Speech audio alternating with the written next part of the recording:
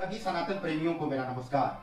आप सभी हनुमान चालीसा के बारे में जानते होंगे, इसे सुना होगा।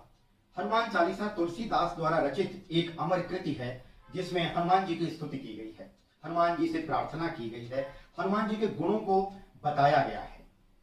श्री रामचरितमानस जैसे पावन धार्मिक ग्रंथ को लिखने से पहले तुलसीदास जी ने हनुमान चालीसा की रचना की, और इसमें हनुमान चालीसा की रचना करते समय उन्होंने इस बात को ध्यान में रखा कि किन छंदों में इसकी रचना की जाए। उन्होंने इसमें दोहा और चौपाइयों का मिश्रण किया है। हनुमान चालीसा का प्रारंभ 2 दोहों से होता है और इसके बाद कुल मिलाकर के 40 चौपाइयां लिखी गई हैं और अंत जो है 1 दोहे से किया जा रहा है। हनुमान जी की स्तुति में की गई ये चौपाइयां अद्भुत हैं। इनको लोग अपने अपने भाव से पढ़ते हैं। मैं भी अपना भाव आप सभी के सम्मुख आज लेकर के आया हूं और इस पूरी हनुमान चालीसा के बारे में मैं आज व्याख्या करूंगा। इनकी हर एक चौपाइयों के अर्थ अपने भाव के अनुसार आपके सम्मुख प्रस्तुत करने की कोशिश करूंगा। तो चलिए बिना विलंब किए शुरू करते हैं। पहला दोहा है, श्री गुरु चरण सरोज रज निजमन मुकुर सुधार वर्णम रघुबर विमल जस जो दायक फलचार। इसकी व्याख्या अगर हम करें तो ध्यान देंगे कि हम जब भी सनातन धर्म के मानने वाले लोग, हिंदू धर्म के मानने वाले लोग जब भी किसी के नाम को लिखते हैं, किसी पुरुष के, तो उसके नाम के पहले श्री लगाते हैं। श्री सम्मानजनक एक शब्द है। श्री का अर्थ लक्ष्मी भी होता है। तो यहां कहा गया है श्री गुरु चरण सरोज रज। गुरु का अर्थ तो आप जानते ही होंगे, ज्ञान देने वाला, अंधकार से प्रकाश की ओर ले जाने वाला व्यक्ति और परमात्मा के बारे में बताने वाला व्यक्ति, विद्या और अविद्या का भेद बताने वाला व्यक्ति ही गुरु है, जो हमें सद्मार्ग दिखाए। तुलसीदास जी कहते हैं कि हे गुरु की कमलवत चरणों की धूल। सरोज का मतलब होता है कमल और रज का मतलब होता है धूल। हे गुरुदेव के कमलवत चरणों की धूल निज मन मुकुर सुधार। निज का अर्थ होता है अपना, मन मतलब मन, मुकुर का मतलब होता है शीशा या आईना, सुधार मतलब सुधार दो। हे गुरु के कमलवत चरणों की धूल हमारे मन के आईने को, शीशे को सुधार दो, साफ कर दो। वर्णम रघुबर विमल जस। मैं रघुबर अर्थात श्री राम के विमल यानी स्वच्छ निर्मल यश का वर्णन करने जा रहा हूं, जो दायक फलचारी, जो 4 तरह के फलों को देने वाला है। अब ये 4 फल कौन कौन से हैं? ये 4 फल हैं धर्म, अर्थ, काम और मोक्ष। इन 4 तरह के फलों को देने वाला है। ऐसे श्री राम के चरित्र का मैं वर्णन करने जा रहा हूं। हे गुरु के कमलवत चरणों की धूल मेरे मन के आईने को, शीशे को साफ कर दो।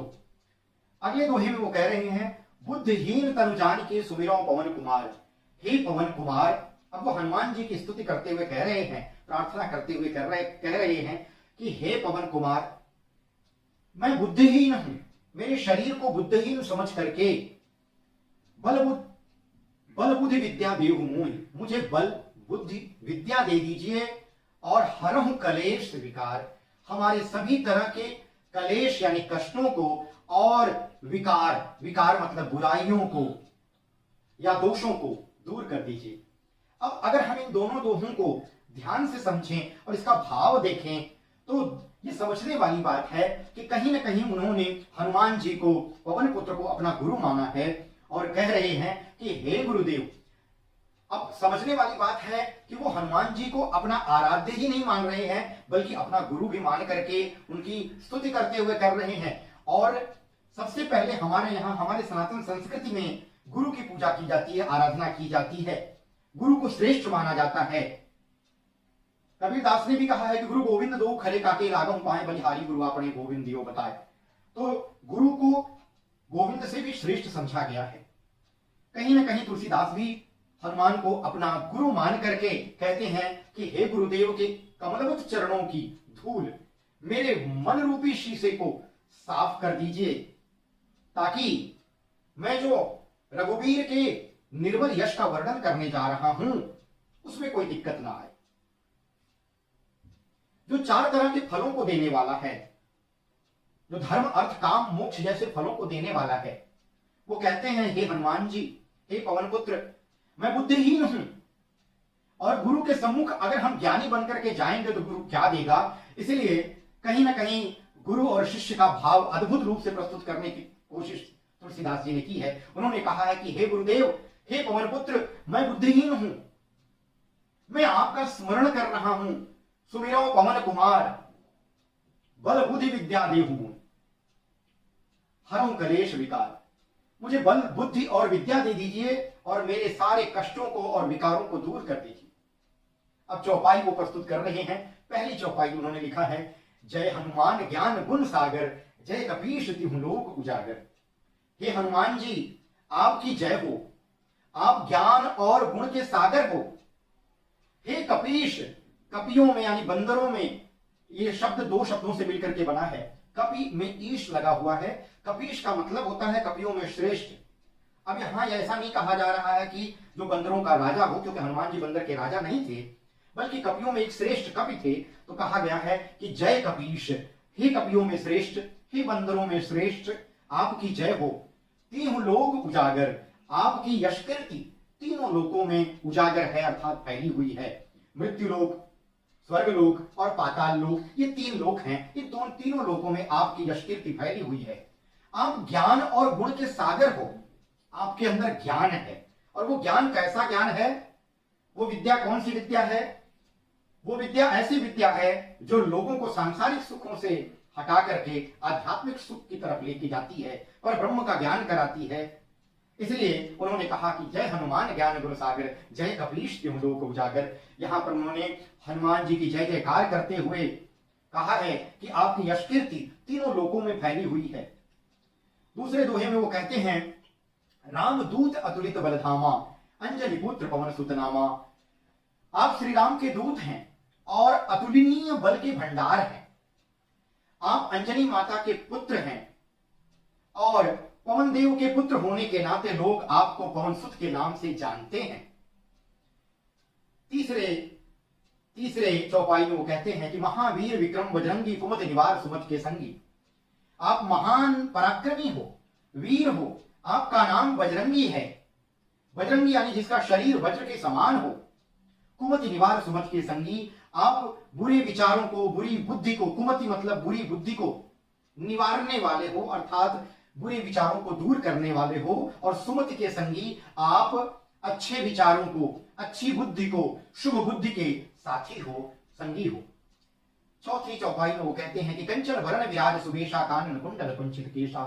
आपका जो वर्ण, आपका जो शरीर है वो कंचन वर्ण है, अर्थात सोने के समान है, स्वर्ण वर्ण के समान है। विराज सुबेशा, सुबेशा मतलब सुंदर वेशभूषा, विराज मतलब विराजती है। और ऐसी कंचन वर्ण पर सुंदर सुशोभित होने वाली वेशभूषा धारण किए हुए हैं आप। कानन कुंडल कुंचित केशा, आपके जो कान हैं उनमें सुंदर कुंडल लटक रहे हैं। और आपके जो केश हैं, आपके जो बाल हैं, वो कैसे हैं? घुंघराले हैं, कुंचित हैं। कुंचित का मतलब होता है घुंघराले। हाथ वज्र और ध्वजा विराजय, कांधे मूंज जनेऊ साजय। हाथ वज्र, हाथ में आपके वज्र है और ध्वजा यानी और धर्म की ध्वजा है। विराजे मतलब विराजती है, अर्थात आपने अपने हाथ में वज्र और धर्म की ध्वजा धारण किया हुआ है।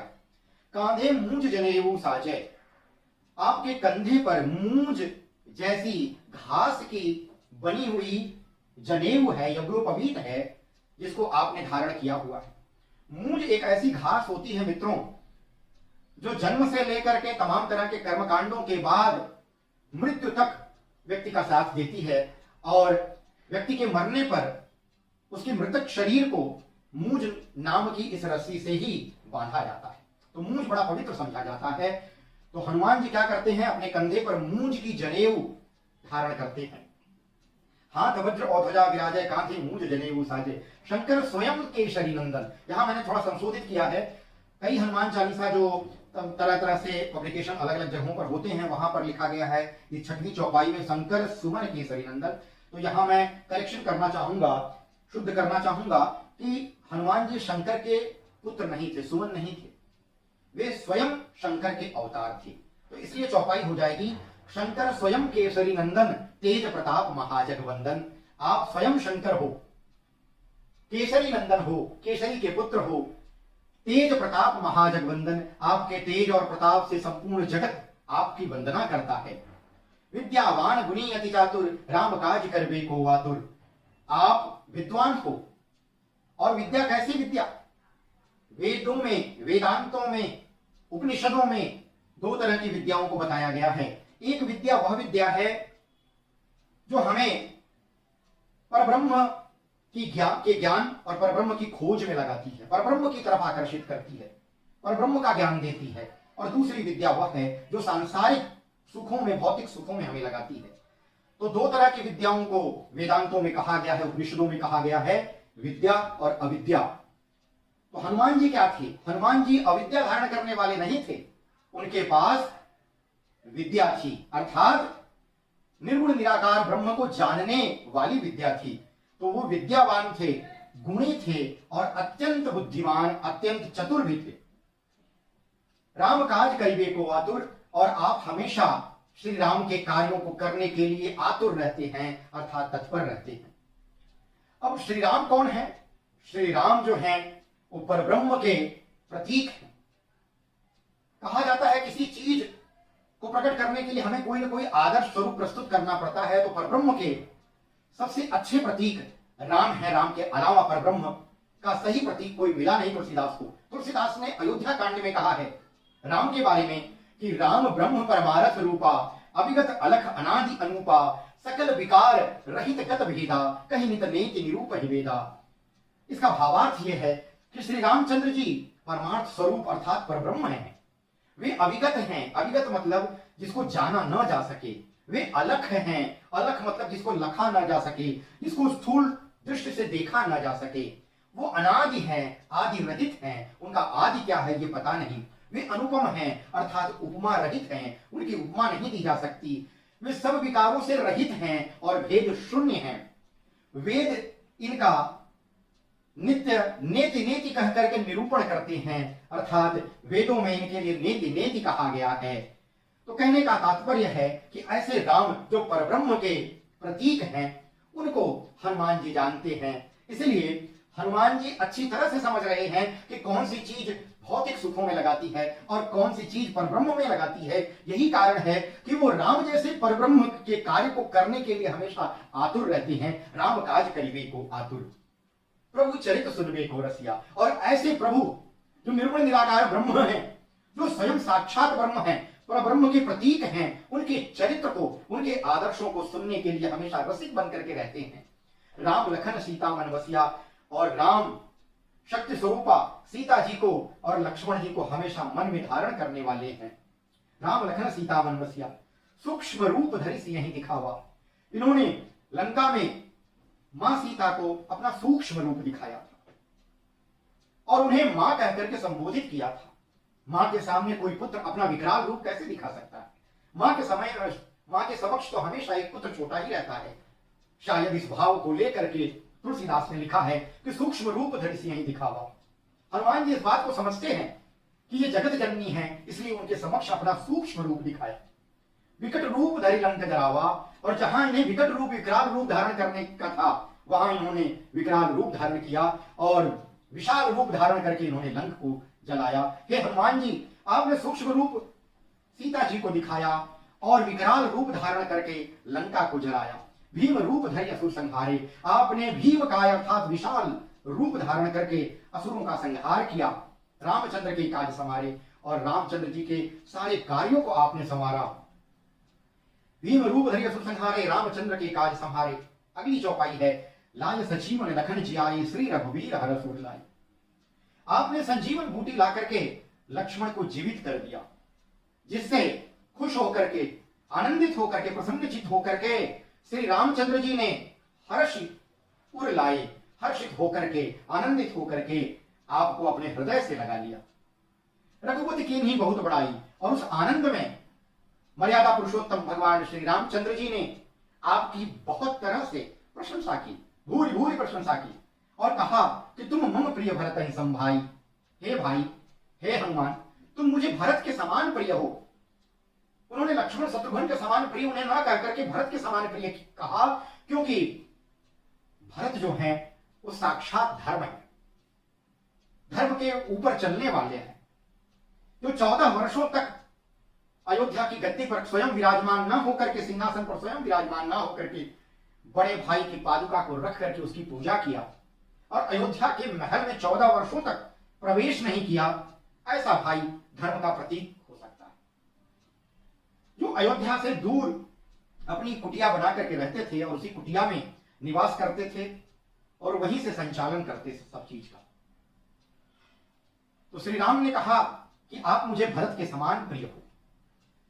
सहस बदन तुम्हारो जस राम यस कहीं श्रीपति कंठ लगावे। श्री रामचंद्र जी ने कहा कि हजारों मुख, सहस्र बदन, हजारों मुख आपके यश को गायन करें, आपके यश का गान करें। और ऐसा कह करके श्रीपति अर्थात लक्ष्मी जी के पति विष्णु रूप भगवान श्री राम ने आपको अपने कंठ से लगा लिया। सनका अधिक ब्रह्मांड मुनीसा, सनक और आदि शब्द लगा है, सनक आदि है। अब सनकादि कौन कौन थे? श्री सनक, श्री सनातन, श्री सनंदन और श्री सनत कुमार। ब्रह्मांडी, ब्रह्मा और आदि, मुनीषा मतलब मुनि लोग, नारद सारद, नारद और सरस्वती जी। अहिषा मतलब, अहि का मतलब होता है सांप और ईशा का मतलब सांपों में जो श्रेष्ठ हो अर्थात शेषनाग। तो नारद, सरस्वती और शेषनाग जैसे ऋषि मुनि और देवता आपके गुणों का बखान करते हैं। नारद सारद सहित अहिषा। जम कुबेर दिक्पाल जहां ते, कवि को विद कह सके कहां ते। जम यानी यमराज, यम, कुबेर धन के राजा, दिक्पाल दिशाओं के रक्षक, कवि यानी कवि जो कविता लिखता हो, कोविद यानी ज्ञानी, पंडित, विद्वान। कह रहे हैं कि यमराज, कुबेर और दिशाओं के रक्षक आपके गुणों की पूरी प्रशंसा नहीं कर सकते। फिर कवि को विद कही सके कहां थे, कवि और प्रकांड विद्वानों की क्या विसात है। जब यमराज, कुबेर, दिशाओं के रक्षक आपके गुणों के बारे में नहीं बता सकते तो फिर कवियों की और प्रकांड विद्वानों की क्या विसात है। तुम उपकार सुग्रीव कीना, राम मिलाए राजपद दीना। आपने सुग्रीव के ऊपर उपकार किया, वानर राज सुग्रीव के ऊपर उपकार किया। आपने उन्हें राम से मिलाया, राम से उनकी मित्रता कराई और उन्हें राजपद दिलाया। उनके भाई बाली का वध करा करके सुग्रीव को किष्किंधा का राजा बनाया। राम मिलाए राजपद दीना, तुमरो मंत्र विभीषण माना, लंकेश्वर भय सब जग जाना। आपके ही मंत्र को, आपके ही ज्ञान को, आपकी ही विद्या को समझ करके विभीषण अपने जीवन में उतारा और वे लंकेश्वर बने। विभीषण समझ गए कि किसकी तरफ मुझे जाना चाहिए, अपने अत्याचारी, अभिमानी, निरंकुश, व्यभिचारी श्रेष्ठ भाई रावण की तरफ या परब्रह्म के प्रतीक, परब्रह्म स्वरूप मर्यादा पुरुषोत्तम भगवान श्री राम की तरफ। तो हनुमान जी के मंत्र को, जो बुद्धिमान हैं, जो अति चतुर हैं, जो जानते हैं कि विद्या और अविद्या में अभेद क्या है, भेद क्या है, वे इस भेद को समझ करके ही विभीषण को मंत्र दिए कि विभीषण तुम्हारे लिए उचित क्या है। विभीषण ने आपका परामर्श माना और वे लंका के राजा बने। ये सारी दुनिया जानती है। लंकेश्वर भय सब जग जाना, वे लंका के राजा बने और इस चीज को सब जग यानी पूरी दुनिया जानती है। जुग सहस्त्र योजन पर भानु, लिल्यम ताहि मधुर फल जानो।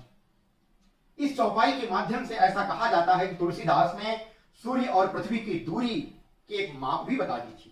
उन्होंने कहा युग सहस्त्र योजन पर भानु, लिल्यो ताहि मधुर फल जानो। युग अर्थात युग, एक युग में 12,000 वर्ष होते हैं। सहस्त्र मतलब हजारों, योजन पर, योजन यानी योजन, एक योजन में 8 मील होता है। एक युग में 12,000 साल, 12,000 साल ऐसे कितने युग कह रहे हैं? सहस्त्र, हजारों युगों के बराबर की दूरी की बात की जा रही है। युग सहस्त्र, एक युग में 12,000 साल होते हैं तो 1000 युग में कितने होंगे? 12,000 गुणे 1,000। और योजन मतलब एक योजन में 8 मील होता है तो 12,000 गुणे 1,000 गुणे 8 करके देखेंगे तो जो दूरी आएगी वो मील में आएगी। और वो कितनी दूरी होगी? वो होगी 9 करोड़ 60 लाख मील। 9 करोड़ 60 लाख मील को अगर किलोमीटर में बदलेंगे तो 1 किलोमीटर बराबर 1.6 या 1.6 किलोमीटर होता है। तो 9 करोड़ 60 लाख किलोमीटर को मील को अगर हम किलोमीटर में बदलेंगे तो ये हो जाएगा 15 करोड़ 36 लाख किलोमीटर। और लगभग अगर आप गूगल करेंगे तो आपको पता चलेगा कि सूर्य से पृथ्वी की दूरी थोड़ा बहुत इतना ही है जितना कि तुलसीदास ने कहा, युग सहस्त्र योजन पर भानु। तो इतने 15 करोड़ 30 लाख किलोमीटर की दूरी पर जो सूर्य थे उनके बारे में कहा गया कि युग सहस्त्र योजन पर भानु लील्यों ताहि मधुर फल जानू। उनको लील गए अर्थात खा गए, ताहि मतलब उनको मधुर फल जानू, मधुर फल समझ करके उनको खा गए। प्रभु मुद्रिका मेली मुख माही जल दिला दी गए चल जनाही। उन्होंने भगवान श्री राम मर्यादा पुरुषोत्तम भगवान श्री रामचंद्र जी द्वारा दी गई मुद्रिका उन्होंने हनुमान जी को दी और कहा कि फिर जाकर के अशोक वाटिका में बैठी हुई सीता जी को दे दीजिएगा और बताइएगा, ढांढस बधाइएगा कि श्री राम बहुत जल्दी उन्हें मुक्त कराएंगे रावण की गिरफ्त से, रावण की कैद से बहुत जल्दी वे उन्हें मुक्त कराने वाले हैं। तो प्रभु की मुद्रिका को मेली मतलब ले लिया, रख लेना। मुख मतलब मुख शब्द तत्सम शब्द है, मुख यानी मुंह, मुंह माही मतलब में। प्रभु द्वारा ली गई मुद्रिका को उन्होंने मुंह में रख लिया और उस पर लिखा क्या हुआ था? राम नाम लिखा हुआ था। राम नाम अंकित अति सुंदर, इसको आप सुंदर कहानी की चौपाई में देख सकते हैं। प्रभु मुद्रिका मेरी मुखमाही, और बजरंगबली ने उस प्रभु नाम राम नाम की लिखी हुई मुद्रिका जो रामचंद्र जी द्वारा दी गई थी उसको अपने मुंह में रख लिया। सोचिए कितनी बड़ी भक्ति का प्रतीक है ये। कहीं ना कहीं भावार्थ निकल करके आ रहा है कि एक भक्त ने अपने प्रभु द्वारा दी, अपने स्वामी द्वारा दी गई मुद्रिका को अपने लंगोट में या कहीं और अन्य जगह या किसी अपने दुपट्टे में, कमरबंद में, कहीं भी ऐसी जगह ना तो बांधा ना तो लटकाया, बल्कि मुंह में रख लिया। और जो राम नाम को मुंह में रख लेता है वो जल दिला दी गए अचल जनाही। उसके लिए किसी भी तरह का समुद्र लांघ जाना कोई बहुत बड़ी बात नहीं है। जिसका आशीर्वाद जो राम नाम को अपने मुंह में धारण करता हो, चाहे वो मुद्रिका रूप में हो, चाहे किसी अन्य रूप में हो, चाहे शब्द रूप में हो, चाहे ध्वनि रूप में हो, वो जिस रूप में भी कोई भी भक्त प्रभु के नाम को अपने मुंह में धारण करता है, अपनी जिह्वा पर धारण करता है, वह किसी भी दुख को, किसी भी पीड़ा को, किसी भी कष्ट को आसानी से पार कर जाता है। तुलसीदास ने लिखा कि जलधि लागी गए अचल जनाही। उन्होंने जलधि अर्थात समुद्र को लांघ गए, इसमें कोई आश्चर्य नहीं हुआ। श्री राम की अंगूठी को मुंह में धारण करके हे हनुमान जी आप समुद्र को लांघ गए, यह कोई आश्चर्य की बात नहीं थी आपके लिए। दुर्गम काज जगत के जेते, सुगम अनुग्रह तुम्हारे देते। और जो राम को अपने मुंह में धारण करता हो, जो जानता हो कि परब्रह्म की उपासना और परब्रह्म को प्राप्त कैसे किया जा सकता है, उस विद्या को जानता हो, जो सांसारिक अविद्या का त्याग करता हो, जो बाल ब्रह्मचारी हो, उसके लिए कोई कार्य कठिन नहीं है। तो दुर्गम काज जगत के जेते, जगत के सभी कठिन कार्य आपकी कृपा से सरल हो जाते हैं। सुगम अनुग्रह तुम्हारे देते, अनुग्रह अर्थात कृपा, सुगम मतलब आसान हो जाते हैं, तुम्हारे मतलब तुम्हारे, देते यानी ध्यान करने से। हे हनुमान जी, जगत के जितने भी कठिन कार्य हैं वो आपकी कृपा से सरल हो जाते हैं। राम द्वारे तुम रखवारे, आप श्री राम के द्वारपाल हैं। उनके द्वार पर एक चौकीदार की तरह से खड़े होने वाले भक्त हैं। अर्थात जिसको राम की भक्ति प्राप्त करनी है वह व्यक्ति, वह भक्त पहले आप जैसे द्वारपाल से मिलेगा।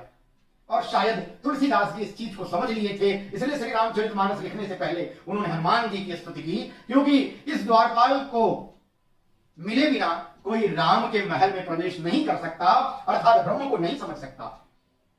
राम द्वारे तुम रखवारे, होत न आज्ञा बिनु पैसारे, बिना आपकी आज्ञा से कोई अंदर नहीं जा सकता। सब सुख है तुम्हारी सरना, और जो आपकी शरण में आ गया तुम रक्षक काहू को डरना। सब सुख है तुम्हारी सरना, तुम रक्षक काहू को डरना। जिसके रक्षक आप बन जाते हो, जो आप जैसे द्वारपाल का आशीर्वाद प्राप्त कर लेता है, वह किसी से नहीं डरता। तो जो आपकी शरण में आ जाता है वह सभी सुखों को पा जाता है। जब आप रक्षक हो तो किसी से भय क्यों? आपन तेज संभारो आपै, अगली चौपाई है, आपन तेज संभारो आपै, तीनों लोग हाथ ते कापै। आपन तेज संभारो आपै, आप अपने बल को स्वयं नियंत्रित करते हैं। तीनों लोग हाँकते कांपे, तीनों लोग, स्वर्ग लोग, मृत्यु लोग और पाताल लोग आपकी हाँक से, हाँक मतलब आपकी गर्जना से, आपकी गरज से तीनों लोग कांपते हैं। भूत पिशाच निकट नहीं आवे, महावीर जब नाम सुनावे। जिसकी आवाज से, जिसकी ध्वनि से, जिसकी गर्जना से तीनों लोग कांपते हैं, तो भूत पिशाच की विसात क्या। भूत पिशाच निकट नहीं आवे, महावीर जब नाम सुनावे। जहां महावीर हनुमान जी का नाम लिया जाता है वहां भूत प्रेत पास नहीं फटकते। ना से रोग हरे सब पीरा, जपत निरंतर हनुमत वीरा। ना से रोग, वीर हनुमान का निरंतर जप करने से ना से रोग हरे सब पीरा, सभी तरह के रोगों का नाश हो जाता है और सभी तरह की पीड़ाएं नष्ट हो जाती हैं। लेकिन क्या करना पड़ेगा, जपत निरंतर हनुमत वीरा। जो हनुमान जी के निरंतर जप करता है, हनुमान जी की निरंतर स्तुति करता है, उसके सारे रोग और सारी पीड़ाएं नष्ट हो जाती हैं। संकट कटे, संकट ते हनुमान छुड़ावे, मन कर्म वचन ध्यान जोड़ावे। जो मन वचन और कर्म से आपका ध्यान करता है, हे हनुमान जी, उसे सभी कष्टों से आप बचा लेते हैं। सब पर राम तपस्वी राजा, तिनके काज सकल तुम साजा। श्री रामचंद्र जी तपस्वी राजा हैं। उनके अंदर जो है एक तपस्वी का भाव भी छिपा हुआ है और वे राजा के समान हैं। उनके सभी कार्य आपने सिद्ध किए हैं। और मनोरथ जो कोई लावे, सो भी अमित जीवन फल पावे। जो कोई भी भक्त मन से कामना करता है, उसे भी वह कामना का फल प्राप्त होता है। चारों युग प्रताप तुम्हारा है, प्रसिद्ध जगत उजियारा। आपका पराक्रम चारों युगों में प्रसिद्ध है। चारों युग प्रताप तुम्हारा, चारों युगों में अर्थात सतयुग, त्रेता, द्वापर और कलयुग, चारों युगों में आपका पराक्रम, आपका प्रताप प्रसिद्ध है। और ये जगत उजियारा, सारा संसार, इस संपूर्ण संसार में उजागर है। ये सभी संसार इसको जानता है। अब आप कहेंगे कि हनुमान जी तो त्रेता युग में पैदा हुए थे, फिर चारों युग यानी कि जो त्रेता से पहले वाला युग था सतयुग, उसमें ये इनका पराक्रम कैसे फैला। तो अभी थोड़ी देर पहले मैंने एक चौपाई पढ़ी थी, शंकर स्वयं केसरी नंदन। केसरी नंदन अर्थात हनुमान जी बजरंगबली स्वयं शंकर भगवान है और शंकर भगवान सतयुग से पहले से। तो अगर हनुमान जी शंकर भगवान के अवतार हैं तो क्यों नहीं वो सतयुग में रहे होंगे, क्योंकि शंकर भगवान तो सतयुग से पहले से माने जाते हैं। इसीलिए लिखा गया है कि चारों युग प्रताप तुम्हारा है, प्रसिद्ध जगत उजियारा। आप सतयुग में भी रहे हैं, त्रेता में भी रहे हैं, द्वापर में भी रहे हैं और कलयुग जिसमें तुलसीदास हैं उसमें भी हैं। आपका पराक्रम चारों युगों में है। साधु संत के तुम रखवारे, आप संतों की और साधुओं की रक्षा करने वाले हो। असुर निकंदन राम दुलारे, आप असुरों का निकंदन करने वाले अर्थात विनाश करने वाले हैं। राम दुलारे, आप राम के प्रिय हैं। आप संतों की रक्षा करने वाले हैं, असुरों का विनाश करने वाले हैं और राम के प्रिय हैं। अष्ट सिद्धि नवनिधि के दाता, असबर दीन जानकी माता। जानकी माता जगत जननी मां सीता ने हनुमान जी को आशीर्वाद स्वरूप दिया था कि आपको अष्ट सिद्धि और नवनिधि आप प्रदान करने वाले बने। उन्हें आशीर्वाद देते हुए कहा था कि हे हनुमान, आप 8 सिद्धियों और 9 निधियों के प्रदाता बने, देने वाले बने। अब वे 8 सिद्धियां कौन कौन सी हैं? अष्ट सिद्धि नवनिधि के दाता, 8 सिद्धियों और 9 निधि के देने वाले हैं हनुमान जी। ऐसा वरदान जानकी माता ने उनको दिया था।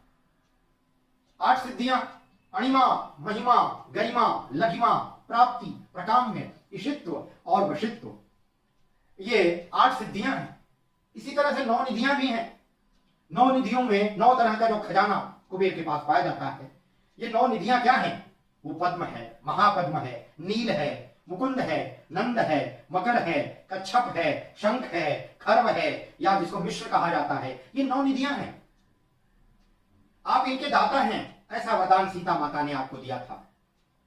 अब ये 8 सिद्धियां जो हैं, ये 8 सिद्धियां क्या क्या हैं उनके बारे में थोड़ा विस्तार से बता देता हूं। वीडियो बहुत लंबी हो जाएगी। 9 निधियों के बारे में कभी बाद में बता दूंगा, लेकिन 8 सिद्धियों के बारे में बता देता हूं। अणिमा, सूक्ष्म रूप धारण करने की क्षमता जिसमें आ जाती है उसको अणिमा, जो सिद्धि प्राप्ति होती है, वही सूक्ष्म रूप धारण कर सकता था। और हनुमान जी ने सूक्ष्म रूप धरी सिंह दिखावा। उनके पास अणिमा शक्ति थी, महिमा शक्ति जो विशाल रूप धारण करने की क्षमता देती हो, गरिमा शक्ति भारी रूप, भीम रूप धरि असुर संहारे, भारी रूप धारण करने की क्षमता देती है। लघिमा हल्का और निर्भय होने की क्षमता, प्राप्ति किसी भी वांछित वस्तु को प्राप्त करने की क्षमता जब आ जाती है तो प्राप्ति सिद्धि प्राप्ति होती है। उसको प्राप्ति एक तरह की सिद्धि है। प्रकाम्य मन की इच्छाओं को पूरा करने की क्षमता आ जाती है। ईशित्व प्रभुत्व और नियंत्रण की क्षमता आ जाती है। वशित्व एक सिद्धि है, दूसरों को अपने वश में करने वाला वशित्व। इस तरह से ये 8 सिद्धियां थी।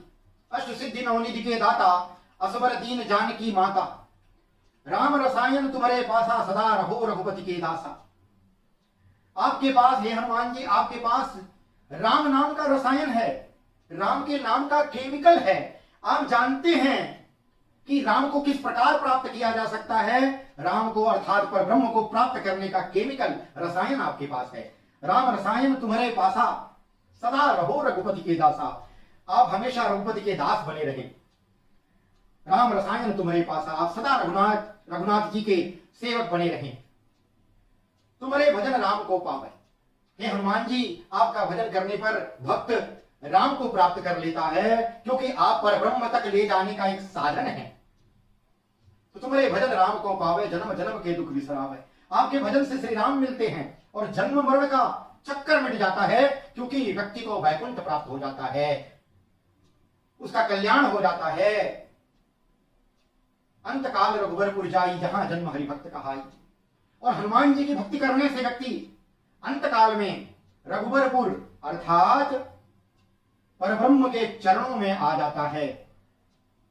उसे चरणों की भक्ति प्राप्त हो जाती है भगवान की।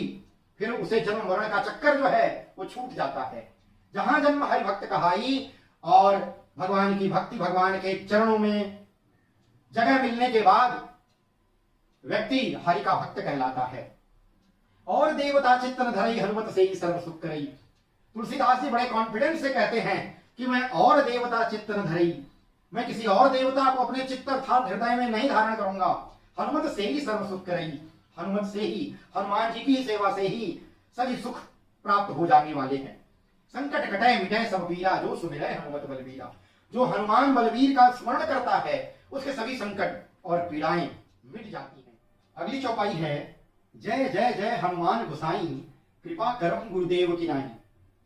हे हनुमान जी, आप हमारे स्वामी हो। गोसाई का मतलब होता है स्वामी। आपकी जय हो, जय हो, जय हो। कृपा करम गुरुदेव की नाही। हे हनुमान जी, आपको बारंबार नमस्कार है। और कृपा करम गुरुदेव की नाही, आप गुरु के समान हम पर कृपा करिए।